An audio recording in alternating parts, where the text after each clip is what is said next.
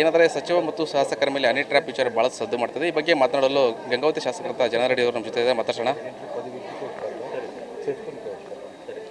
Sir, ಈಗ ಭಾಳಷ್ಟು ವಿಧಾನಸಭೆಯಲ್ಲಿ ಹನಿ ಟ್ರ್ಯಾಪ್ ವಿಚಾರ ಭಾಳಷ್ಟು ಚರ್ಚೆ ಆಗಿತ್ತು. ಆ ಮಹಾನ್ ನಾಯಕನ ವಿರುದ್ಧ ಭಾಳಷ್ಟು ಗಂಭೀರವಾದಂಥ ಆರೋಪ ಕೂಡ BJP ನಾಯಕರು ಸೇರಿದಂತೆ ಸ್ವತಃ ಕಾಂಗ್ರೆಸ್ ಪಕ್ಷದ ನಾಯಕರು ಮಾಡ್ತಾ ಇದ್ದಾರೆ.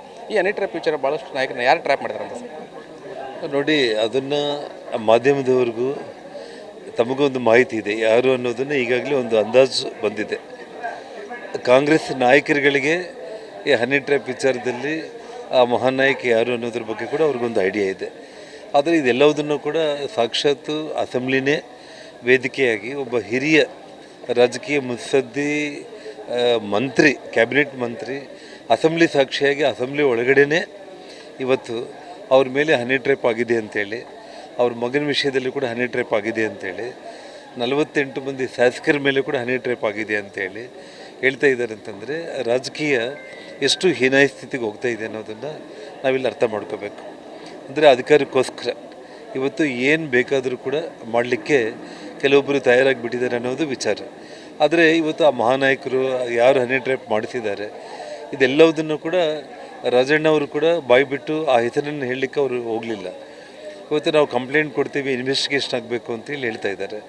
ಮತ್ತು ಅವ್ರ ಪಕ್ಷದವರೇ ಮಾಡಿದ್ದಾರೆ ಅಥವಾ ಇನ್ಯಾರು ಮಾಡಿದ್ದಾರೆ, ಈ ಎಲ್ಲ ವಿಚಾರಗಳು ಹೊರಗಡೆ ಬರಬೇಕು ಅಂತಂದರೆ ರಾಜ್ಯದ ಮುಖ್ಯಮಂತ್ರಿಗಳು ಪ್ರಾಮಾಣಿಕವಾಗಿ ಅವರು ತಕ್ಷಣ CBIಗೆ ಇನ್ವೆಸ್ಟಿಗೇಷನ್ಗೆ ಕೊಡಬೇಕು ಅಂತೇಳಿ ಈಗಾಗಲೇ ನಮ್ಮ ರಾಜ್ಯಾಧ್ಯಕ್ಷರು ವಿಜಯೇಂದ್ರ ಅವರು ಆಗ್ರಹ ವ್ಯಕ್ತಪಡಿಸಿದ್ದಾರೆ. ಸನ್ಮಾನ್ಯ ಅಶೋಕ್ ಅವರು ಪ್ರತಿಪಕ್ಷ ನಾಯಕರು ಆಗ್ರಹ ವ್ಯಕ್ತಪಡಿಸಿದ್ದಾರೆ.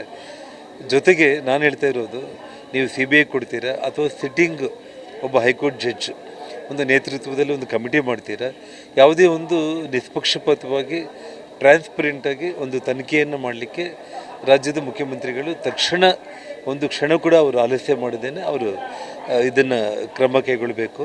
ಇದರ ಮೂಲಕ ಇದ್ರ ಹಿಂದೆ ಯಾರಿದ್ದಾರೆ ಅನ್ನೋದನ್ನು ಇಡೀ ರಾಜ್ಯದ ಜನರಿಗೆ ಅವ್ರು ತಿಳಿಸಬೇಕು.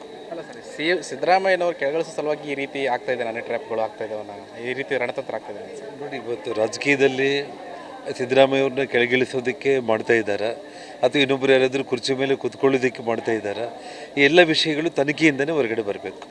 ತನಿಖೆ ಗಂಭೀರವಾಗಿ, ಪ್ರಾಮಾಣಿಕವಾಗಿ, ಅತ್ಯಂತ ಒಂದು ಪಾರದರ್ಶಕವಾಗಿ ಒಂದು ತನಿಖೆಯನ್ನು ಮುಖ್ಯಮಂತ್ರಿಗಳು ಇವತ್ತೇ ಅವರು ಆದೇಶ ಮಾಡುವಂಥ ಒಂದು ಕೆಲಸಕ್ಕೆ ಅವ್ರು ಕೈ ಹಾಕಬೇಕು. ಸರ್, BJP ಶಾಸಕರನ್ನ ಅಮಾನತಿನಲ್ಲಿಟ್ಟಿರೋದು 6 ತಿಂಗಳ ಕಾಲ, ಈ ಬಗ್ಗೆ ತಾವು ಹೇಳ್ತೀವಿ ಸರ್?